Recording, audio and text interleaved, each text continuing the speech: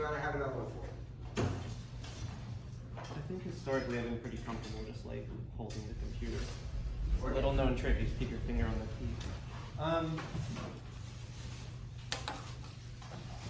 know in a second. I don't think so. Here, here. This one's left finger. This one's Mac first. It's got a little more controls, but it's definitely Mac first. I'm getting all fancy. I didn't know it was These are nice. It's gonna tell you gotta keep it. Oh, yeah, put this one in.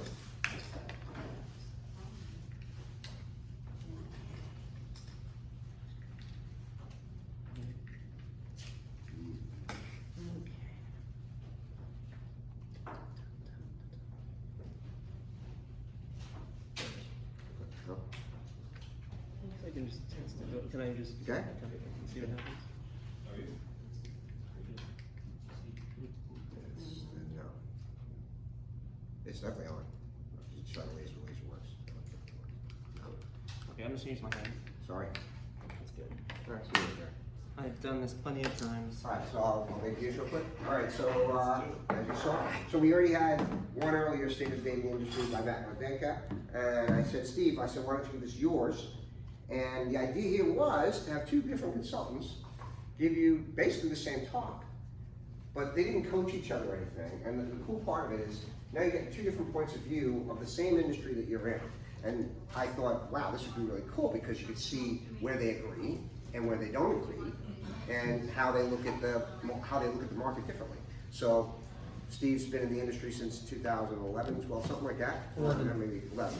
And I met him at iDate. Actually, we asked him to speak at iDate LA some years ago. And that was it. After that, I said, okay, this guy's pretty good. He is pretty sharp, especially when it comes to mobile. And so I'll leave it to Steve. Let's hear what he's got to say.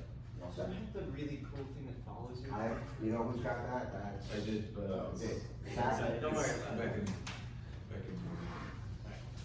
Is this already recording? Yes. Ah, well, beautiful. All right, let's do this. I want you guys, if you can't see that, well, that's pretty big text, I was gonna say. If you're having any trouble seeing, just feel free to move forward. The closer the better, because there's gonna be some things you'll wanna look at pretty closely. You'll get all, I mean, or not, but you'll get all the slides, so don't worry about that. I'm really excited for this presentation. Every year I basically do a huge deep dive throughout the whole year into the industry itself. I cover all sides of it, so I'm actively dating across 250 dating apps, across 25 cities. I'm consulting for people in the industry who need help building new businesses. I'll just go straight into it. This is me. I've been doing this for 10 years. My first ever online date was in 2010. Went on a date with a 99% match, got in a 5.5-year relationship. I'm like, okay, this works. This shit is good. This is my home screen, so it's all dating apps. It's not fun most of the time. Notifications are a pain, but I do this for you. I consult for individuals as well, people who need help with dating. So anytime they come to me, they're saying, like, I need to get into a relationship, out of a relationship, I need to open it, close it, it could be exiting a marriage. I treat a lot of relationships like startups, so people, like, they want to build something, they come together as co-founders, maybe they have more than one co-founder, more than two, more than three, and I just help them navigate whatever it is that they need. I do light matchmaking. This is from the matchmaking side of the conference, that's not me, but I do enjoy just bringing people together for anything that they need.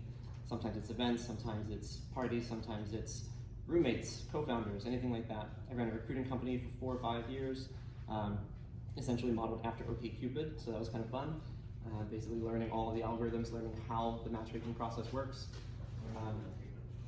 I've presented, I am shameless in putting up dick pics and any kind of shirtless things because this is the best industry. Like, in what other place can you shamelessly just throw up things that are essentially vomit? Yes. So just be ready. Some of it may be NSFW, but that's the beauty of this industry. I also I throw myself into the gauntlet a lot. So one of the fun parts of my work is joining up with like really weird either communities or just putting myself in weird situations. So this is the Flat Earther dating group.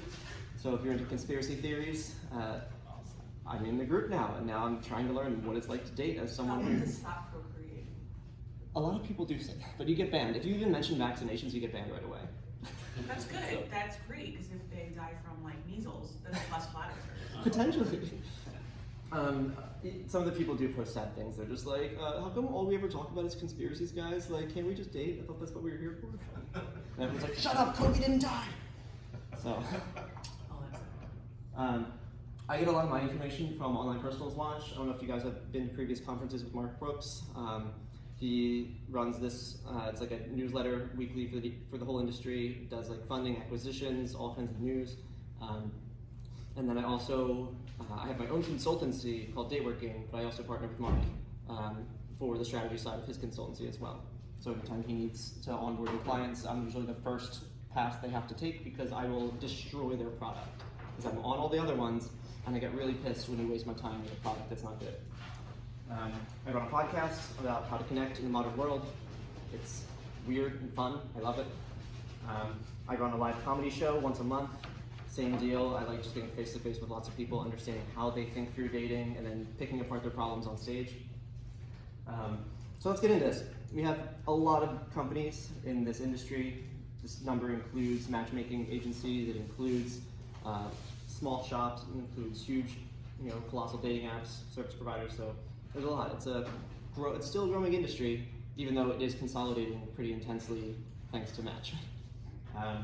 So let's go into straight up the business side of things. Overall, we're going to go from business into consumer. My favorite part, I don't really have a favorite, I kind of like both, but I can speak to both, and you'll see, it's fun. So let's go for some numbers. You might see some things repeat. I went through, because I got to see the sneak peek from yesterday, so I took out all the stuff that's redundant. So you should see hopefully a lot of new stuff here. So we've got over 50 million singles in the US. Compare that, there's over 350 million singles in China. So it's just a massive, largely untapped market. It is kind of sad in parts of China. There are entire cities where the gender ratio is so incredibly fucked that you literally can't ever find a date. It's not possible. All the women are already accounted for if you're a man, a straight man. And so you see just like groups of men just kind of like sitting there on the side of the street, not really knowing what to do with their lives. And if you wonder why live streaming gets so popular in China and in parts of Asia where the gender ratio is really screwed up, what are you going to do when there's no one left to date? You just kind of like watch people on the internet and hope that someone will talk to you. People in this industry are spending money. They tend to not be spending it on our apps though, which is kind of problematic. So look at this bottom stat. The average American unmarried is spending between $1,500 and if you're in New York, over $2,000 in dating. But what are they spending on your apps? Like 10 bucks a month, 20 bucks a month. If you're a matchmaker, they're definitely spending more. But when it comes to just like why aren't daters paying more for these apps that are potentially, blowing open their funnel, making it so they have so many more people available, you'll find out. It turns out people aren't that happy. The overall market, though, is still growing. I kind of laugh because think of 6,000 plus dating companies. We're competing for right now about $6.4 billion. It's getting higher, up to 10, but like the teeth whitening industry right now is like 17 billion. So think of all dating companies versus teeth whitening. So I think we can do better. I think we can bite off a much larger piece of the pie because people are spending money, they're just not spending it on our apps. So hopefully we'll be able to address that before the end of this presentation. Also, let me know if you can't hear me in the back at any point. If you're on the desktop platform, you are already over 10 years out of date. It's okay if your users happen to be there, definitely track that, but any future users, especially if you're touching anyone under 30, they don't even know what a desktop computer is. My partner a couple years back went to Cambodia. Her tour guide had a 1-year-old son who was already on a Galaxy tablet. He knows how to use it, he's 1 year old. He's just sitting there cross-legged in a diaper, just like swiping through. What is the world we live in? It's trippy. But yeah, we are going fully mobile. Back in 2014 was the last time that mobile and web were even fighting. Now it's just pure mobile. In terms of the market share, this is from 2016, so we're way over this number already. In terms of the number of people with a smartphone, you just expect it's happening. If you're not doing mobile first, then you're probably missing something pretty important. Also, you don't have to worry about taking photos. You'll have the whole slide. So, unless you want to, I mean, go for it. But, in terms of what to build in when you're thinking of building a mobile app, you can do Android, but it's not necessarily your best bet starting out because the people on iOS tend to be the ones who are the big spenders. There are way more people with Android phones, especially internationally. But if you are looking to monetize early, then generally iOS is your best bet. In terms of people's attention, where they're spending it, it makes me a little bit sick to think about how much screen time we're now spending just like staring at a device. And across multiple devices, this was 2017, so I imagine it's only going up from here. There's been a lot of trends in the past like year and a half, people trying to say like, stop spending so much time on screens, please. It's hurting your health. People are doing it anyway, so we just kind of have to deal with that. There's not much we can do until we find better practices. You know, like iOS and Android both have features that let you track your screen time now, but are we actually stopping? It's not like they're telling us that we can't be on screens anymore. When you think of Gen Z, like they're almost like helplessly incapable of not having a screen in front of their face. If you wonder why they're not getting laid, it's because they're not talking to people. So 98% of Gen Z have a smartphone in their hand pretty much all day. A lot of parents try to restrict smartphone usage in their kids, but there's only so much you can do. I imagine by the moment they're 18, they will never not be looking at a phone or some kind of screen. Also the fact that, you know, I'm sitting here, I have a screen in front of my face, I have a screen there, I've got a screen on my wrists. Soon there's going to be hopefully no need for screens, but it's then just going to be like ambient social awareness. You'll always have some kind of screen implanted in your retina. We'll get there, hopefully not soon. In terms of how much time they're spending, look at this stat here, 3.8 hours per app per month among the top 25 apps for Gen Z. It's just a lot of time spending on multiple different apps over the course of a month. The sad part here is that, unfortunately for most of us, the apps that they're spending that time on are not the ones that we want them to be spending the time on. It's a lot of like Netflix. Weirdly enough, like Tinder is just like eating up so much of it because it's like the ultimate thing to do when you're on the toilet. Number one reason people cite for using Tinder is confidence boosting procrastination. So they're literally not even trying to get laid on it anymore. They're just doing it to like dick around when they don't know what else to be doing with their day. It's such a good way to pass like 12 seconds of your life. It's the new addiction. It's like a cigarette. It's the cigarette for millennials and Gen Z, Tinder. So just think about it that way. Also, when you're building your app, do you want to be the next cigarette? Maybe, maybe not. Depends how addictive you want to be. Let's go into some funding. You've seen some of these stats before. I popped in a few new ones as well. So we're looking at the ways that dating apps are making money. You can get funded, you can get bought, you can have someone just take over directly if they want your team. If you think of what Match did for OkCupid, they're like, yeah, we'll give you $50 million, but we just need Sam Egan. Because as soon as they got Sam, they made him CEO of Match Group. And so he then, you know, really helped Match Group expand because they went from kind of like, what is Match.com now? Like, Match without Tinder is nothing. You know, like they're not doing a very great job of keeping people excited. I never really referred Match to any of my clients, just because it was kind of like slow OkCupid. But then once Sam got to the helm, it was pretty awesome what he was able to do. They went into acquisition mode, and they did a lot of good work. Like now, you know, they're the monolith in the industry. And then we'll go into monetization right after that, in terms of like when you're actually building the app, what do you do to monetize? So in terms of fundraising, these are the numbers I grabbed off of the Online Personals Watch website. The main thing to note here is that there's still a lot of money flowing through this space. I was thinking it would dry up maybe like 2-3 years ago because there was a lull, and then basically Tinder started proving that you can monetize the shit out of your users and it works. And so now investors are looking at it again being like, okay, I see what's going on here. Like there's more potential here than we originally thought. Let's see, from here, in terms of who's getting bought, we are in acquisition mode as an industry as it continues to consolidate. So I know we heard yesterday that, was it Baidu that has now $100 million fund for investing in new dating startups. Now that Match is spinning off, they're potentially going to be able to go even deeper into acquisition mode. So I'm looking to see just how much more is going to consolidate. I'm not unhappy about this, but it's also like it doesn't really bother me either way. I just want to see users happier and not wasting their time dicking around on products that don't work, because ironically, like then they come to pay me to like fix the problem.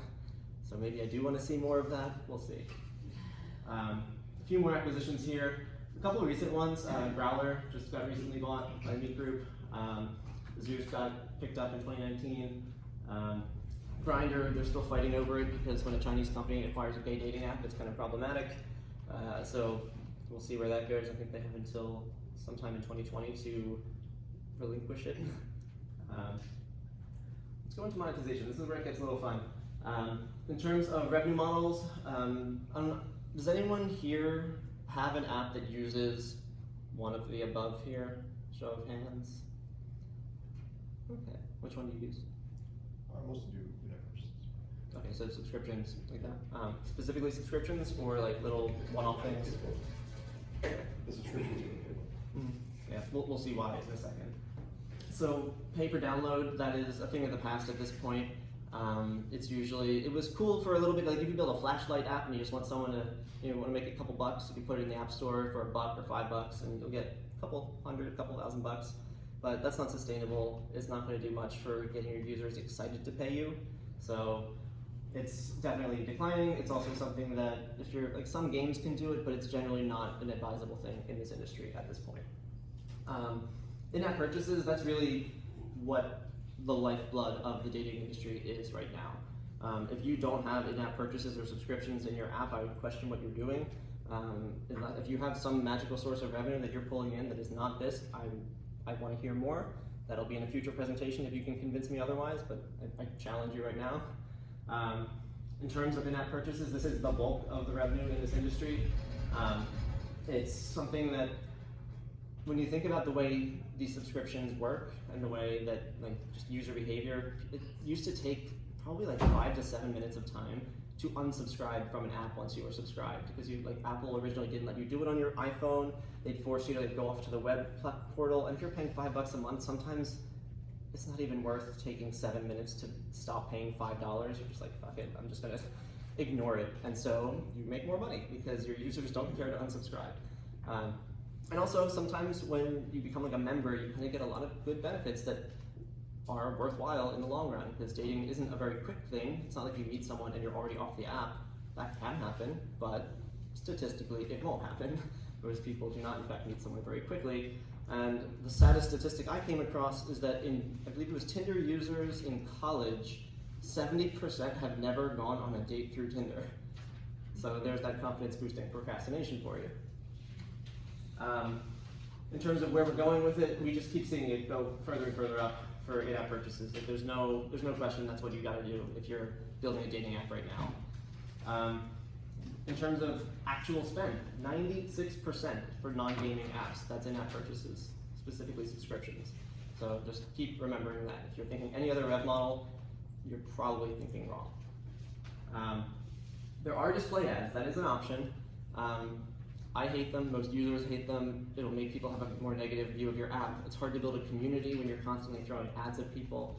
OkCupid was a rare exception. They managed to do this, but they had so many good community features that it made users a little bit happier. They're like, okay, fine, show me ads, whatever. I just want it to be free, and I want to keep having all these awesome features. But even OkCupid, like they push A-list, the subscription model, really heavily now.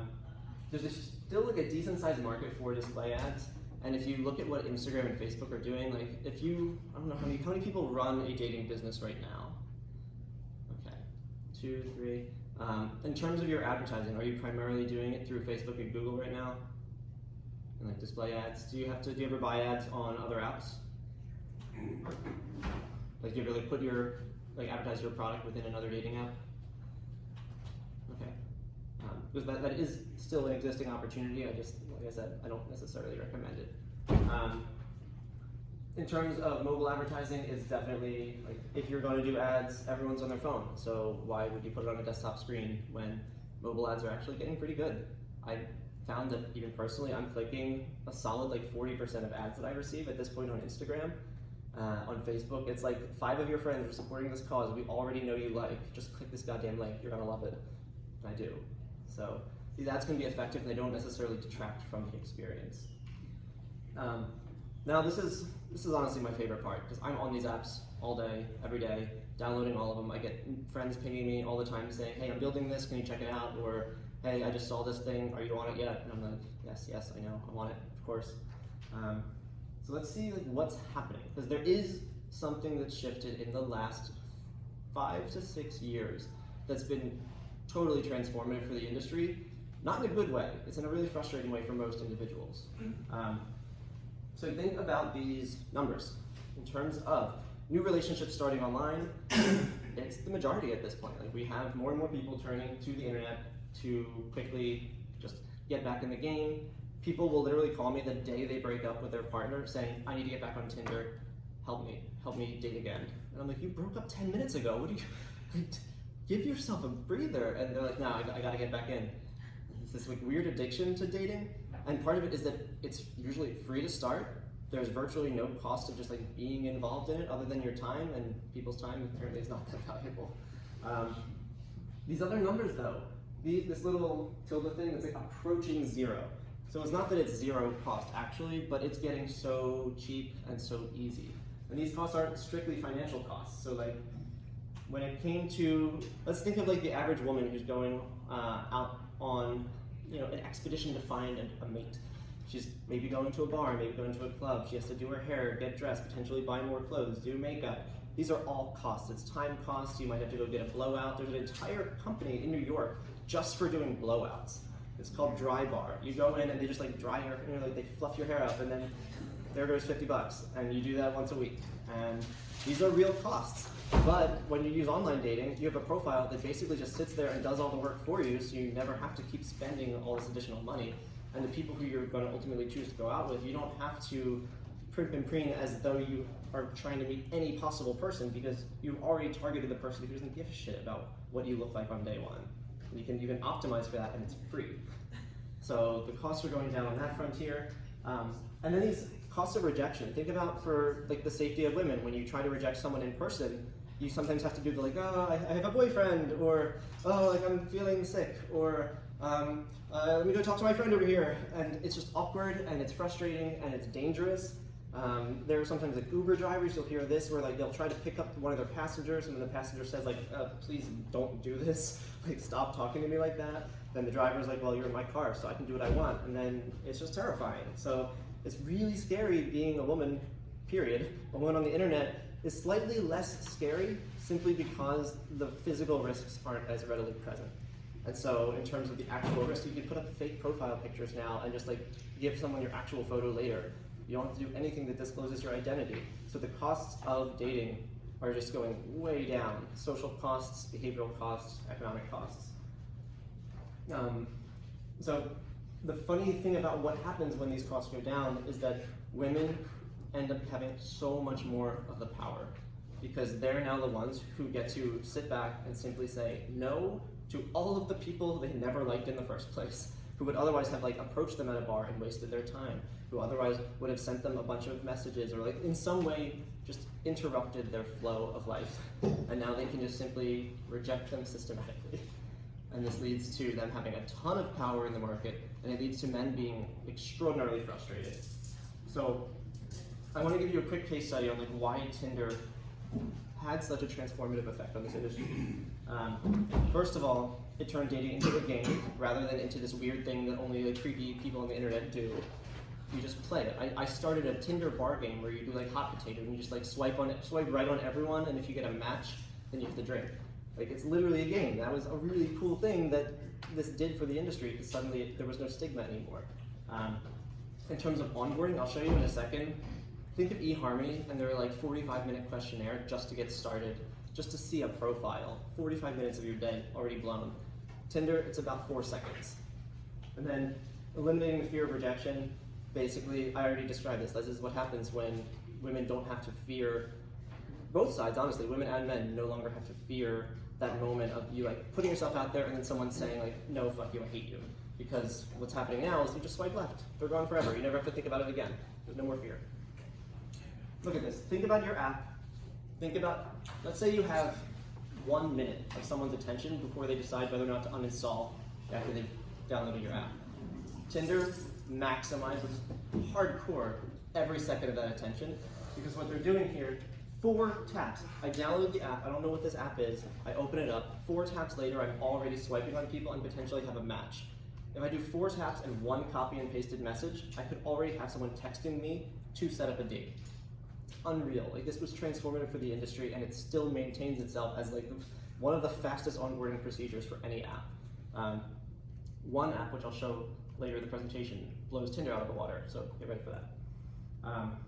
Because of this, this was the graph that we saw a couple of years back for individuals in the LGBT community who, because they no longer had to worry about people like killing them when they show up on a date, they have the internet now. Well, I mean, there's still the worry's still real, but now that you have the internet, the adoption for the LGBT community of dating sites that let you just say, okay, I'm not going to hit on the straight guy by accident, he punches me in the face. It's like, no, I'm on Grindr, so I know that everyone here is in theory gay.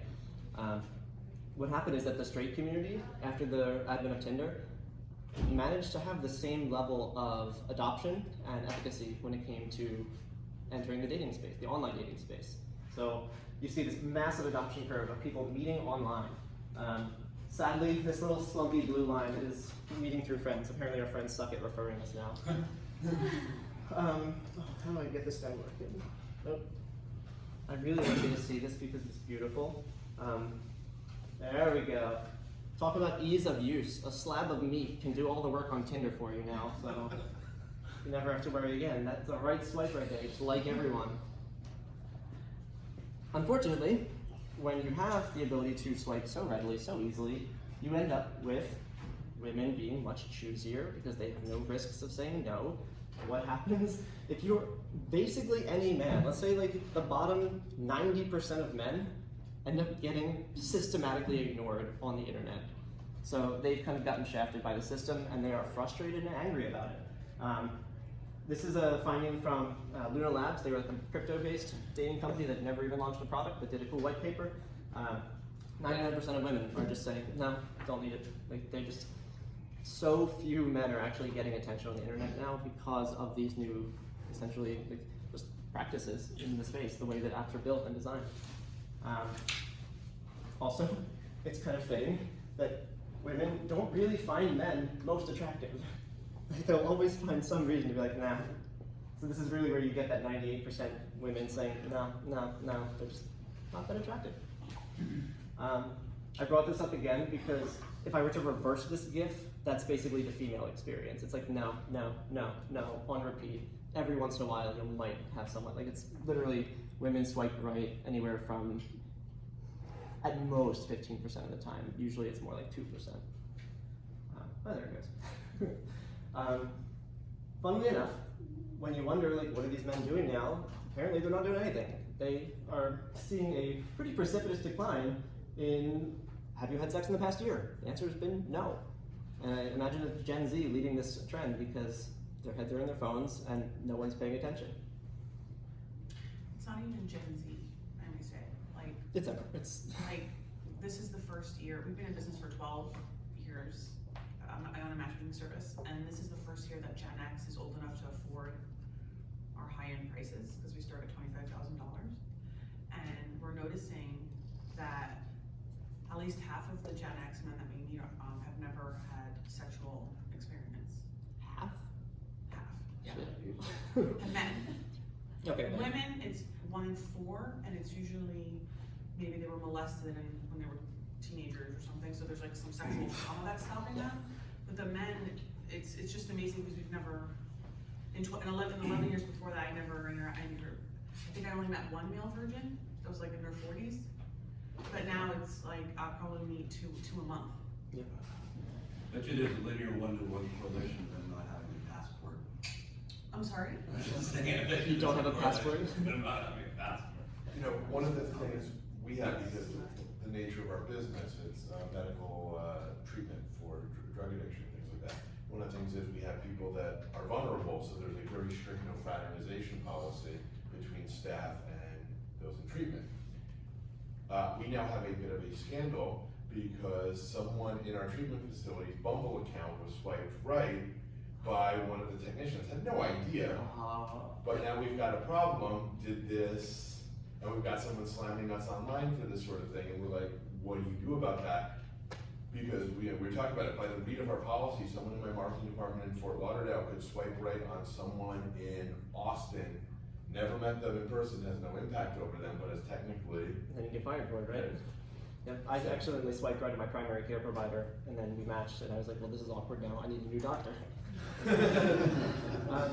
So going back here, should we do anything different to like make it easier for either men to get attention, women to be maybe slightly less choosy? I don't really want to restrict women, like they just let them make their own decisions, but how do we get men any degree of attention to get some parity here? Apparently, no one's really happy with any of the current options available. No apps have come out that have really done much to restore balance here. These are, when you think of some of the top dating apps, these are all different like quality metrics of like, do you like it, is it good, is it high value? Look at those, these are supposed to be green. If you want green, we want green, and maybe some yellow. Where's Bumble in this? Why is Plenty of Fish up there? This was Bumble? 2016, I think Bumble is still relatively, that. they didn't get into enough lawsuits with Tinder yet to be super popular. But yeah, there's one little tiny green dot here, Tinder's value. Guess what, it's a free app. Like, let's be real here. Why is it that people are so unhappy? So on the female side, they're getting a ton of messages. This was OkCupid, on OkCupid. I made a female account for my friend, and in the span, what is this, Friday to Saturday, 2 days. It's just, hello beautiful, hello there, coffee, how's your Friday, hi there, hello, how's it going? Like, why would you click any of those? Like, screw all of those people, they've wasted your time, your attention, and if time is money, then they wasted your money too. There are literally dating apps popping up, as we've learned, that pay women for doing the emotional labor of even talking to men or entertaining them on a date. So that's kind of where we are now. Like, men essentially have to pay for access to women's attention. And if you think of the most popular, some of the most popular freemium features, it's like boosting your profile, it's getting a super like to say like, I really like you, please pay attention to me. So that's what people are paying for because they have no choice otherwise. They get no attention. So how do we design with women in mind?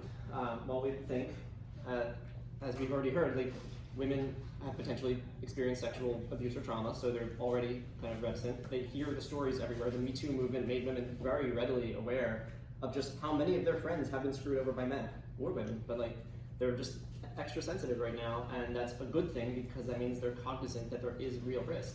So how do we make them feel safer? How do we actually make these platforms safer? In terms of, this is over a fourth of users have been contacted in a way that made them feel uncomfortable, meaning even the hello beautiful, that can make you feel kind of uncomfortable. Imagine like any men in the audience, if a man contacted you on the internet and said hello beautiful, I think you might feel a little uncomfortable. Like, same for women. In terms of the uncomfortable contact, women are just over, what is that, 3x more likely to have experienced something uncomfortable. And I would argue that that's simply because men send like 90% of all messages on the internet. And so what's happening is that, yeah, of course, they're going to end up sending more, like women will receive more uncomfortable things just statistically. This is a beautiful, beautiful quotation that really sums up what's going on when it comes to gender relations on the internet. It's very real, it's frustrating. They'll get you the slide later, don't worry. Here's another one. This is a sex app. It's like Uber for sex. You have 1 hour, profile goes live, you have one photo, no text, and your goal is to find someone to have sex with in walking distance. And it works ruthlessly effectively if you're in like the upper like 1 or 0.5% of men who actually can get attention on this app. My friend decided, I mean, this is the ratio you're looking at, 75 men for every 5 women. What are the ages of these women? What are the ages? I see you're young. No, this one's actually across the board. I've seen people anywhere like 18 to 50. My friend put up a photo of a cup of coffee, and 20 men in 5 minutes tried to have sex with it. So we were right there. She also she put up a photo of a lamppost and had 70 men go for it. So that's what we're working with. So women deal with this. It's life.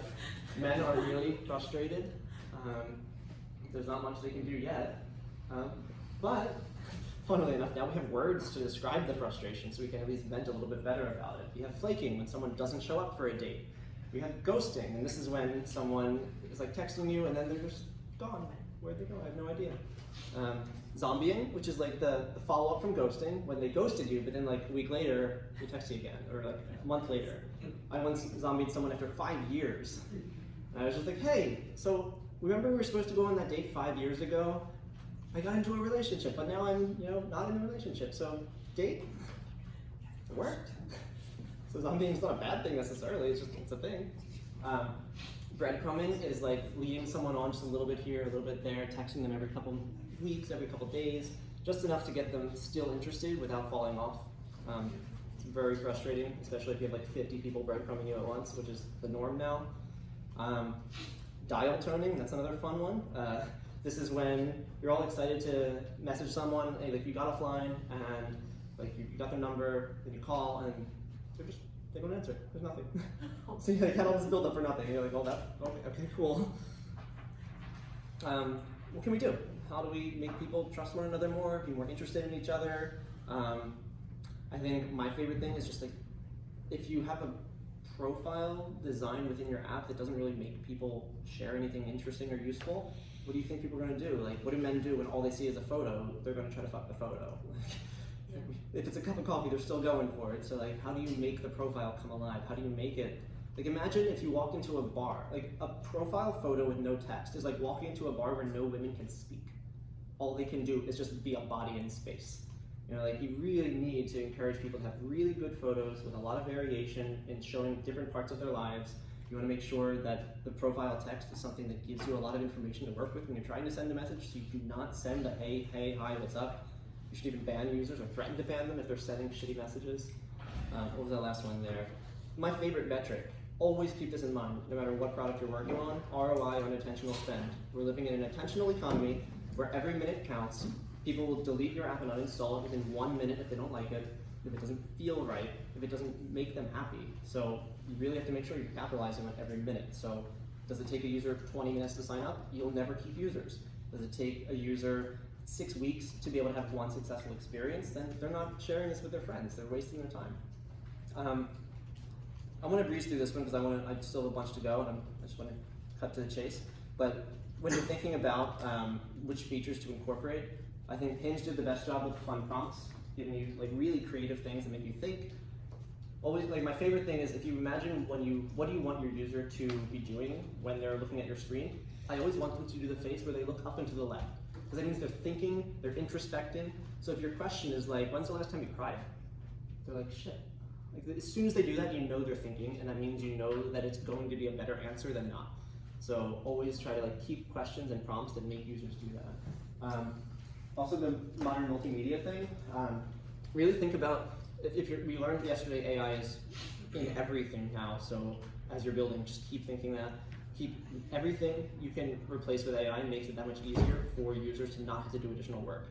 Even like there's AI-based auto swipers. My friend built one that just swipes on everyone on Tinder, sends everyone the same first message, and then based on what they reply with, it then dynamically generates a new message, and its goal is always get a phone number. So you can literally have like a bot liaison that just does all the work for you now. So keep that in mind. And then, like I said, with photos, having a good photo lineup is awesome. Having GIFs and videos is even more awesome, because if you can see someone emoting, that just changes the game. Because now you're not worried about getting catfished because you literally see this person interacting with the screen. It's not a Photoshop. Keep in mind, we're in a deepfake era now. Does anyone know what a deepfake is? Where you can literally just like take someone's face and their voice and make it do anything you want. Like you can do it with the president, you can do it with any person on the planet. If you think about now, there's a company that has, I think it's like 2 billion people's faces logged accurately, and they're giving it to law enforcement. So if this company gets hacked, basically you could have 2 billion people have deepfakes made of them. So that could be any of us, anytime. So just be ready. This is my favorite part because I love thinking about what apps are coming next. I hate most that are out there. I'm on way too many. They kill my battery. They make me unhappy. So I want the apps to make me happier. And so this is where I could talk about some of them. VR for dating, we talked about that a little bit yesterday. It's not going anywhere yet. I think we'll get VR for video conferencing first. I know Microsoft is trying to lead the way there. Magic Leap tried to do that as well. But VR for dating is we're still a ways off because the tech is just not consumable. And you have to, like, if you get a VR headset, it's just kind of like sitting in your living room, and most people are dating while in the toilet, so you have to think about that. You're not using VR in the toilet. We had chatbots in 2016. They got popular. Then they just quickly became like a business thing rather than a straight-to-consumer thing. So rather than getting your chatbot liaison that I thought you would get, which would be pretty cool, now it's just like you try to message your airline and they have like the automated chatbot that talks to you. There is an app called Relationship Hero. Look them up if you want. They basically have this beautiful AI-driven chatbot that asks you all these questions about like, what's going on? Why are you screwing up in your love life? What do you need help with? You tell them the story, and it just keeps walking you through with the AI until the point where it's ready. It like, knows enough about you that it can just pair you directly with a dating coach, and then they just give you a rate to pay. So it's like beautiful onboarding process. If you want to see like picture perfect AI chatbot, look up Relationship Hero. They just got, I think it was $2 million funding from Y Combinator.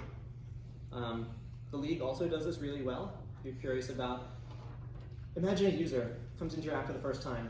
They're male, so they're not getting any matches. Their messages, you usually have a messaging tab, it's empty. What are your users going to do when they go into a messaging tab and it's empty? They're just like, well, I guess I'm done. What can I do from here? But with the league, they have this concierge, and you can message the concierge, and people do it. I've done it. I'll say like, hey, like, what am I doing wrong here? And what they then know to do is connect you with a coach, connect you with someone, give you some information. And they have usually enough AI built in that they can recognize what your problem is as you're discussing it with them, and then start helping. So if you have this built into your app, your users will never be lonely because they always have at least something or someone to talk to. And you can always escalate. It's like beautiful for customer service and push notifications. Because I get a message, I get the experience of receiving a message on your app, even though it's through you, the concierge. Like, I still get the ingrained emotional response to, oh, you received a message on a league. Because sometimes it's from a user, sometimes it's from the concierge, but either way, I'm still getting that little dopamine hit of receiving a message, which most men don't get ever. So yeah, AI is being used, we know that, we saw that yesterday. Implement it as much and as often as you can because it just saves your users so much time and energy. This is where we start getting into like, not Westworld territory, more like Black Mirror territory. I did this last night just so you could witness the scariness of it. Hopefully it'll play. Out of these choices, which would you most love to do with the possible woman of your dreams? I'm holding the phone up. It's reading my facial expressions and listening to my voice. It does this for 2 weeks to learn who I am, how I emote in response to it. One more time. If it doesn't hear me correctly, like I have to literally tell it, like, oh, I'm going for like Say it again. the beach one, or Great. Excellent. The date has gone swimmingly. You really like her. She has impressed you repeatedly, and you think that maybe she has potential for the long term. How would you like your amazing date to end? be careful, matchmakers. This Wonderful. AI is coming for you. I'm Awesome. not scared. You've just completed your Definitely, first this is picture just gonna give me story. more money. Thanks for playing along with my fun little games. This helps me get to know you. Trust me, I have plenty more games where that came from. It's really creepy sometimes. I saw this and I just Alright, one more hypothetical situation. Do you remember what hypothetical This means? is a You've got app this. called AIM. Okay, so now you've found someone special. matchmaking AI. She is everything you wished for, and incredibly beautiful. You are even It is thinking like of moving in it's with just her telling you sometime like, soon. well, after it gets to know Welcome to you your enough, next it picture asks you like, where do story. you want to go on dates? What kind of What people are does you your attracted living to? room look like in your new life?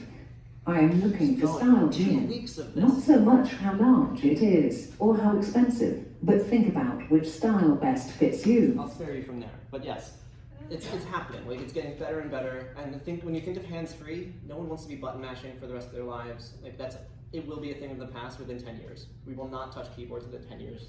Guaranteed. Sooner than that. It should be sooner. It's probably, Yes, we're sir. already like text-to-speech is like 99.8% accurate. Oh, So there's a product called Dialogflow. I'm a big believer in that. That is using Google's AI. Google, Yeah. it's free. Google's giving you their AI for free to put on your It's website. beautiful. So you already have. okay, so when we come to video, this is where like for the last couple of years, video has sucked mostly because users have sucked with it. They can't even take a selfie. So when you have a video, it's like low light, crappy audio. They don't know what they're doing. They don't know what to say. They're really awkward. But lately, it's finally starting to get a little bit better. Hinge let you add videos to your profile, so it's not like you have to pre-record one and be awkward about it. You can just throw up a video from Instagram. They link your Instagram directly, so you can already just see the videos built in. Beyond that, actually, was that there? This little guy. This is a GIF. I was hoping you would. Oh, you were seeing it. Think of the difference. Like, what is that compared to that? How much more engaged are you when you see the signs of actual life happening on an app? So getting video and GIFs implemented quickly into your app is very important if you want users to be more engaged. Think of all the other apps they're on. They are on Instagram, they're on Facebook. There is live video happening every single stories all day long. Snapchat, Instagram, and Facebook. You're seeing stories, you're seeing video as the core driver of user activity. If your app doesn't have live video or stories, what are you doing? Like, your users expect this. This is how they're engaging with the world when they're not on your app. So why should they suddenly have all of their expected modes of communication just disappear just because they're on your app? You know, like, you're kind of like wasting their time if you're making it harder for them to communicate. I will say, if you go exclusively video, I suspect you'll fail very quickly. Interlace came out recently, and the problem with them is all you get is a video profile. And so all you ever see of this person's life is their awkward, like, I'm sitting at home recording a selfie video. So it's like, I hate it. I hate everything about it. So maybe have one selfie video in a profile, but that should not be the entire profile. For the love of God, someone tell them to stop this. So there is an elephant. I mentioned, when it comes to video, there's an app that will terrify you.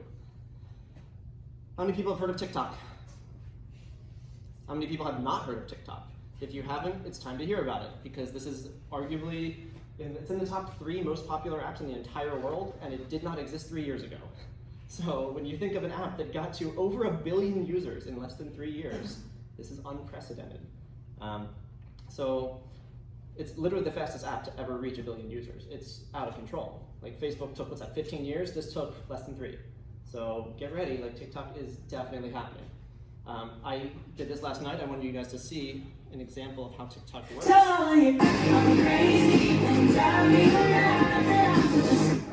All I did was open the app. I downloaded it and opened it, and I'm already in. No profile, no wasted time, just video, non-stop, constant engagement.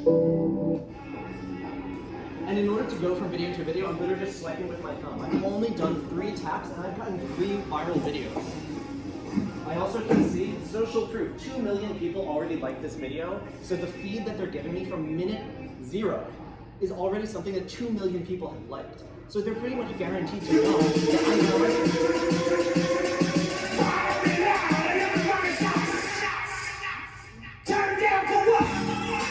I'll spare you with the rest of it.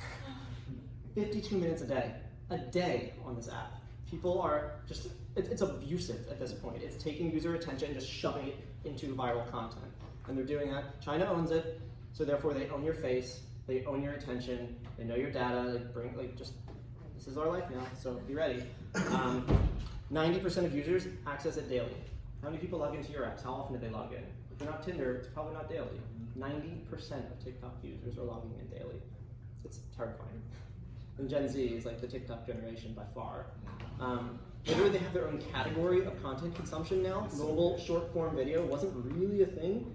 Like, look how tiny it was until 2017 when TikTok launched, and now it's this massive category. Like, short form video is the thing that people are going for now. But when we're talking about video, we can't neglect live streaming, which, when you think of the dating industry, it's essentially defined. If you're in Asia, there is no dating, it's live streaming. Because, like I said, with these men in towns where they will never have a date, what can you do? You can at least look at a pretty lady, and then maybe send her a digital gift and hope that she pays attention to you for like that 1 second. She might say your name. It's the only thing you're gonna get in your lifetime, so.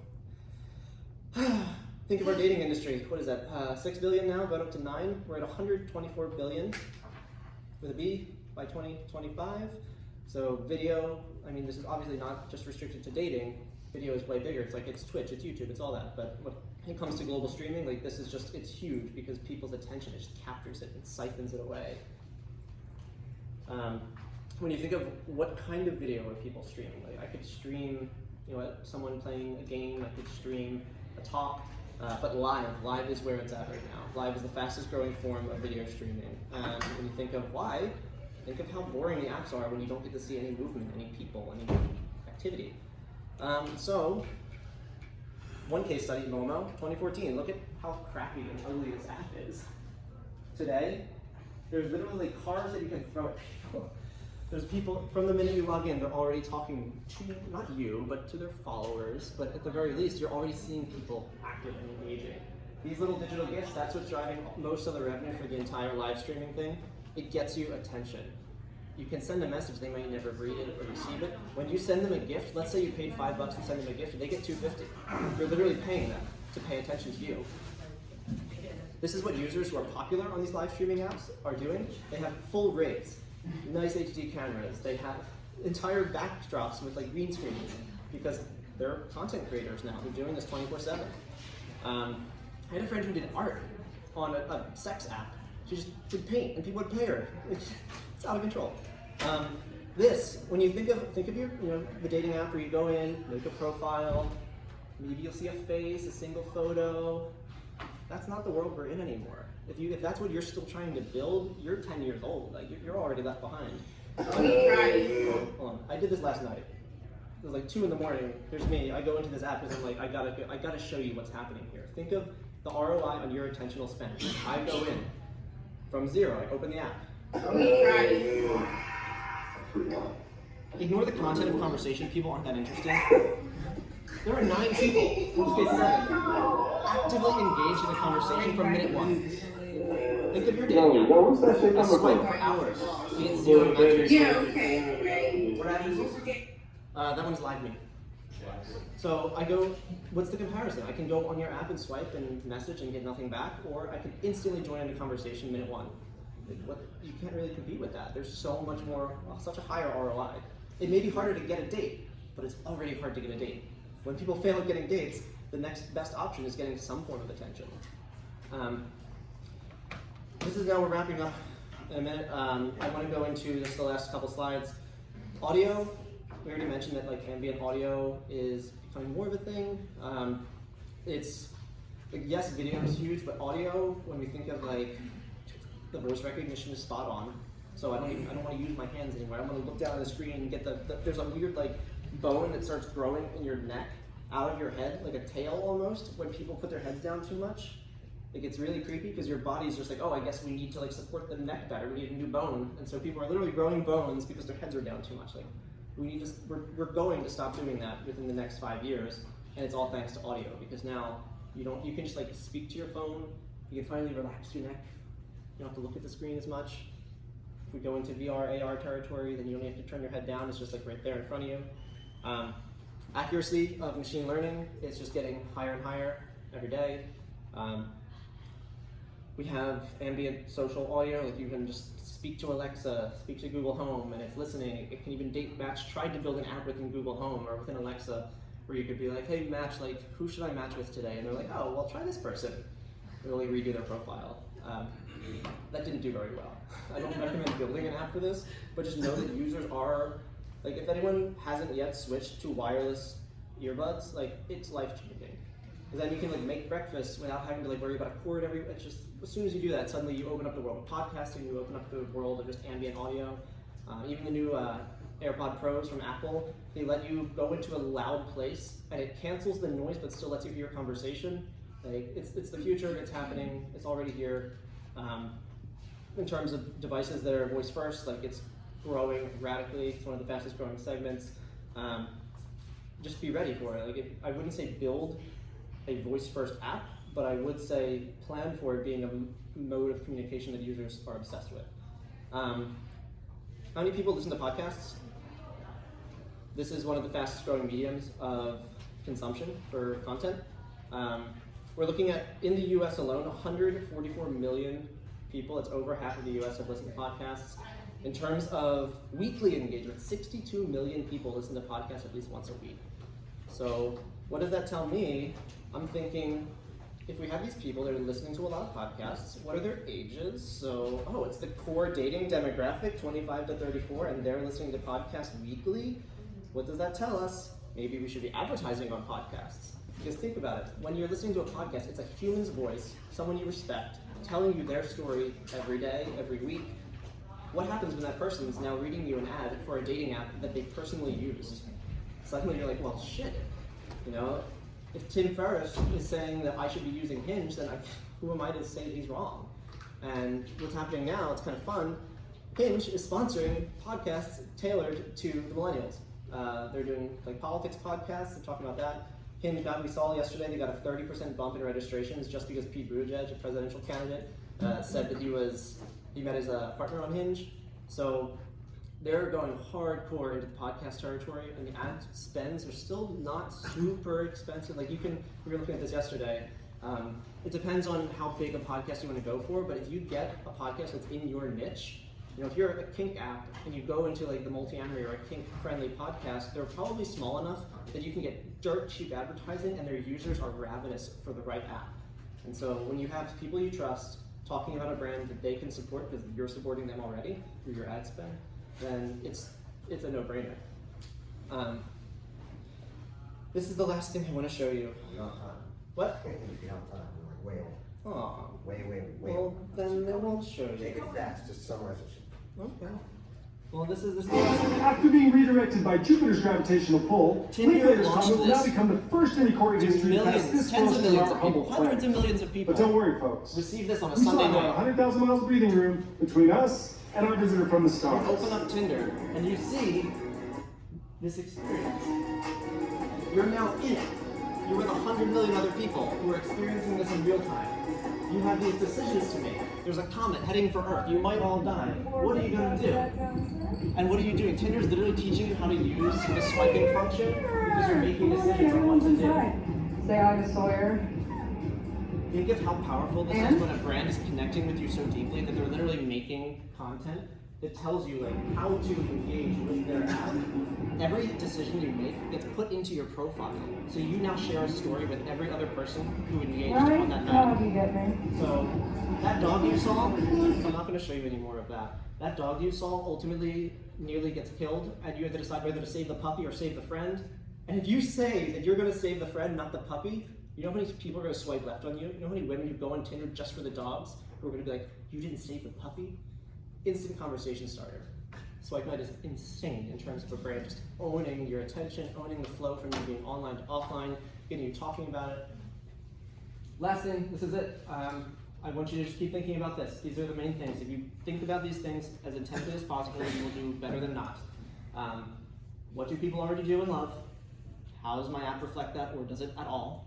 Am I rewarding them for the time they spend on my app so that they have a good experience, want to spend more time? And then, are they going to tell a friend?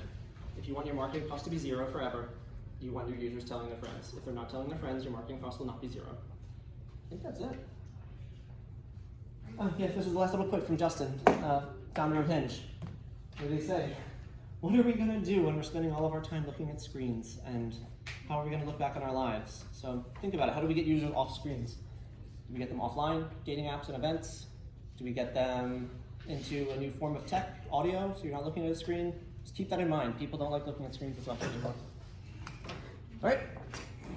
Thank you. It turned out that the speaker was supposed to speak at 10 o'clock. He told me that last night he couldn't make it, which is actually good because I want to take a 15-minute break. I want you guys to enjoy some food and stuff. So we're going to start back 10:30 sharp, right back in here. Okay? Sound good? Yep. All right. Thanks, guys. In theory, we'll find out if I actually recorded the whole thing. Stand where you were standing. I just want to make sure I got you in the picture. Yeah, if you were standing there the whole time, we should be good.